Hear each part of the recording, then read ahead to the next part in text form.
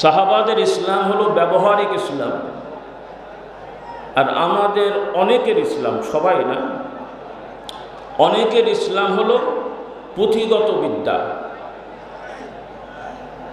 সাহাবারা যা জানতেন তাই মানতেন,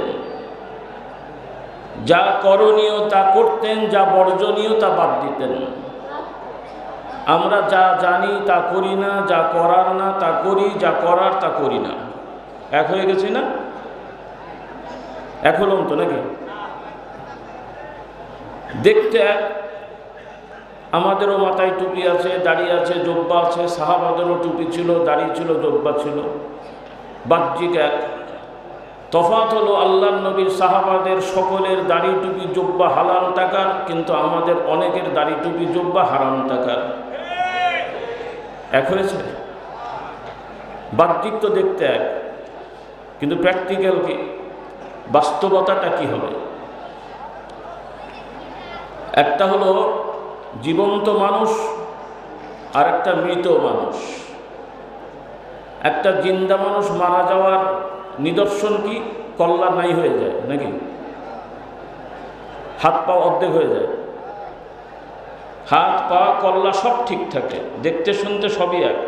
যদি হত্যা না হয়, কাটাকাটি না হয়, সেটা ভিন্ন কথা। কিন্তু কি থাকে না? কি থাকে না? রূহ থাকে না, আত্মা থাকে না। তো আমাদের অনেকের ইসলাম ওই রকম, নামে মুসলমান, বাহ্যিকভাবে ইসলামের মুসলমানের মতো দেখতে, কিন্তু ইসলামের রূহ আমাদের অনেকের হারিয়ে যাচ্ছে। আল্লাহ আমাদের হেদায়েত দান করুন। রাসূলুল্লাহ সাল্লাল্লাহু আলাইহি ওয়াসাল্লাম এ ব্যাপারে ইমানদারদের পার্থক্য বলেছেন। ইমানদারদের মধ্যে দুই রকম, জিন্দা ইমানদার, মুর্দা ইমানদার। জীবিত ইমানদার, মৃত ইমানদার। জীবিত মুমিন, মৃত মুমিন। এই মৃত জিন্দা, দৈহিক জিন্দা বা মৃত না। রাসূলুল্লাহ সাল্লাল্লাহু আলাইহি ওয়াসাল্লাম বলেন, যে ব্যক্তি আল্লাহকে স্মরণ করে, জিকির করে, আর যে আল্লাহকে স্মরণ করে না, জিকির করে না, এই দুইজনের তফাৎ হলো মুর্দার জিন্দার মতন। যদিও হাদিসের ভাষাটা জিকির এসছে, তো আমাদের সাধারণভাবে জিকির বলতে আমরা কেউ বেশিরভাগ মনে করি সুবহানাল্লাহ, আলহামদুলিল্লাহ, আল্লাহু আকবার পড়া। আর অনেকে মনে করি যে কোরআন হাদিসের এলেম অর্জন করা এটাই জিকির, অন্য কিছু লাগে না, বা কিছু লোক মনে করে। এটা ভুল, দুইটাই ভুল। আল্লাহ তাআলাকে স্মরণ করে যা করা হয় তাকেই আরবিতে জিকির বলে। কোরআন পড়া, ইলমে দ্বীন চর্চা করা, আল্লাহ তাআলার গুণগানে কিছু বাক্য পড়া, জপা, উচ্চারণ করা, যেগুলো আমরা পড়ার চেষ্টা করি। তাহলে যে লোকটি আল্লাহকে স্মরণ করে, আল্লাহকে স্মরণ করে মানে আপনারা জানেন আল্লাহর নবীর সঙ্গী সাহাবাদের সাথে একদল মানুষ ঘোরাফেরা করত, তারাও দাবি করত আমরা মুসলিম। নামাজ পড়তো, রোজা রাখতো, হজ করেছে কেউ কেউ। বাহ্যিকভাবে মুমিন মুসলমানের যে লেবাস পোশাক, বিশেষ করে দাড়ি বড় রাখা, মুখ ছোট করা, আর পাগড়ি জুব্বা, এগুলো আনুষঙ্গিক। সবার হয়তো অত জুব্বা পরার, সবসময় পাগড়ি পরার অভ্যাস বা সুযোগ সাহাবাদের যুগে অনেকের ছিল না। আল্লাহ তাআলার দয়া, আলহামদুলিল্লাহ, আমরা যেভাবে খাওয়া দাওয়া, পোশাক আশাকে অভ্যস্ত, রাসূলুল্লাহ সাল্লাল্লাহু আলাইহি ওয়াসাল্লামের সমাজের মানুষগুলো বাহ্যিকভাবে এত সচ্ছল ছিলেন না। অনেকের জামাটা ভালো ছিল না, ছেঁড়া ফাটা জামা পরতে হতো, বিকল্প নেই। লুঙ্গিটাও কষ্ট করে ঘুরিয়ে ঘাড়িয়ে পড়তে হতো, কারণ এত তালি তালি ছিল যে সতর খুলে যাওয়ার সম্ভাবনা থাকতো। আল্লাহু আকবার। কিন্তু আমাদের জানা মতে এখানে বহু উলামা ইকরাম আছেন, শিক্ষার্থীরা আছেন, ব্যক্তিগতভাবে কোরআন হাদিস চর্চা করেন এরকম অনেক মানুষরা আছেন। মাঝে মাঝে তো পাকশি আমরা আসি বিভিন্ন অনুষ্ঠান, আবার আগামী বছর আল্লাহ তাআলা দয়া করলে মাহফিল হবে। এক বছর ম্যাক্সিমাম সময় দিলাম, আর মাঝে তো সময় থাকছে। আপনারা গবেষণা করে আমাদেরকে স্পষ্টভাবে দেখিয়েন যে রাসূলুল্লাহ সাল্লাল্লাহু আলাইহি ওয়াসাল্লামের একজন সাহাবী দাড়ি চাঁচতেন, এক মুঠোর নিচে ছাঁটতেন, স্পষ্ট প্রমাণ সহ যদি কেউ দেখাতে পারেন দেখিয়েন। আমাদের জানা মতে নাই, আমাদের জানা মতে নাই। রাসূলুল্লাহ সাল্লাল্লাহু আলাইহি ওয়াসাল্লামের কোনো হুকুম নির্দেশ সাহাবাদের মধ্যে পালিত হচ্ছে না, দেখা যাচ্ছে, এমনটি ঘটেনি। বলুন সুবহানাল্লাহ। ব্যক্তিগতভাবে কারো ভুল ত্রুটি হলেও তারা তওবা করে ফেরত এসেছে এবং সেটাকে তারা অপরাধ মনে করেছেন। রাসূলুল্লাহ সাল্লাল্লাহু আলাইহি ওয়াসাল্লামের কোনো হুকুম পালন হয়তো কোনো সাহাবী সাময়িক করতে পারেননি, এটাকে তারা অপরাধ মনে করেছেন, এটাকে বৈধ মনে করেননি। কথাটা বুঝতে হবে। কেন বললাম আর কি, এই জন্য বলছি যে মুনাফিকদেরকে চেনা যেত না যে তারা মুনাফিক না সঠিক মুমিন, কারণ অন্য সাহাবীর মতো লেবাস পোশাকে এক ছিল যেগুলো ফরজ ওয়াজিব,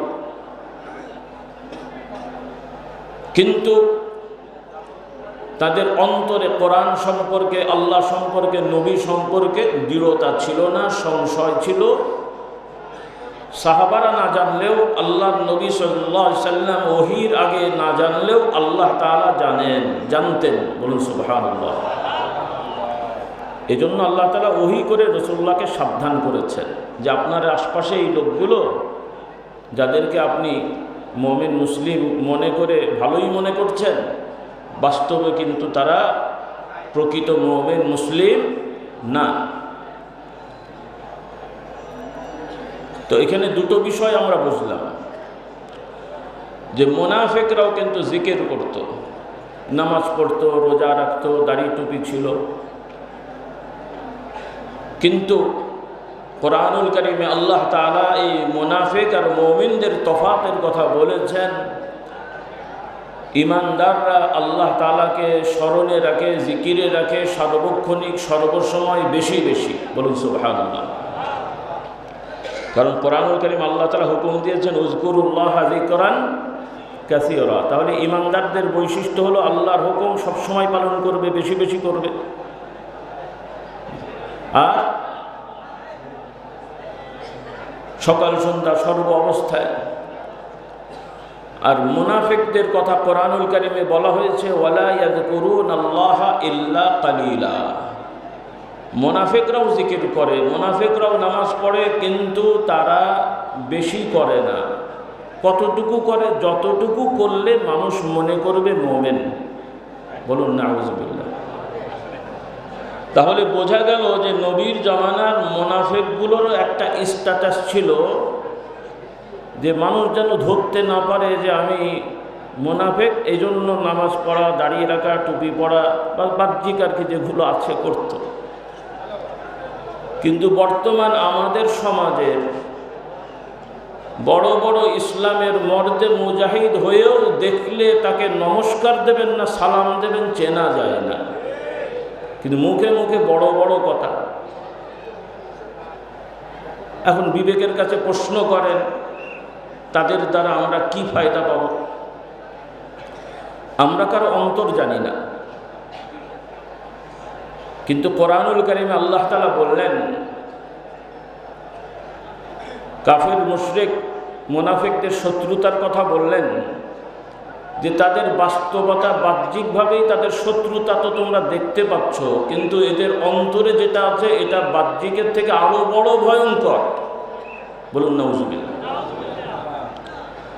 তো এখন প্রশ্ন হলো যে সমস্ত মানুষেরা যেই ইবাদত বন্দিগি, যেই ইসলামের নিয়মকানুন পালনে সরাসরি কোনো বাধা নেই, নিষেধাজ্ঞা নেই, জটিলতা নেই, এগুলো সে পালন করতে চায় না বা অভ্যস্ত হয় না, তো তাদের দ্বারা আপনি আমি আশা করব যে যেখানে বাধা আছে সে বাধা উপেক্ষা করে ইসলাম পালন করবে। আর সে যদি বলে আমি করব, সত্যি কথা না মিথ্যে কথা, সততা না ভণ্ডামি, তো ভণ্ডামি দিয়ে সমাজে কোরআন হয় না, ইসলাম হয়? ধোঁকা হলো না? আবার এর থেকেও বড় সমস্যা, যখন তারা নিজেদের এই ভুলভ্রান্তিগুলোকে স্বীকার না করে আরও কোরআন হাদিসের অন্য আয়াত হাদিস দ্বারা অপব্যাখ্যা করে এগুলোই ইসলামের সাথে সাংঘর্ষিক নয় প্রমাণ করতে চান, তাহলে তো আরও মুশকিলের কথা। এজন্য আমার ভাই বোনদের বলতে চাই, আসুন আমরা পরিপূর্ণ মুসলমান হই। অবশ্যই আমরা কেউ দাবি করতে পারবো না যে আমরা নবীর সাহাবাদের মতন শতভাগ হয়ে যাব। আমরা আকাঙ্ক্ষা করলেও শতভাগ হওয়াটা এত সহজ নয়। আল্লাহ তাআলা দয়া করলে দুই একজন হতেও পারেন, নাকচ করি না, কিন্তু সাহাবী তো আর হতে পারবেন না।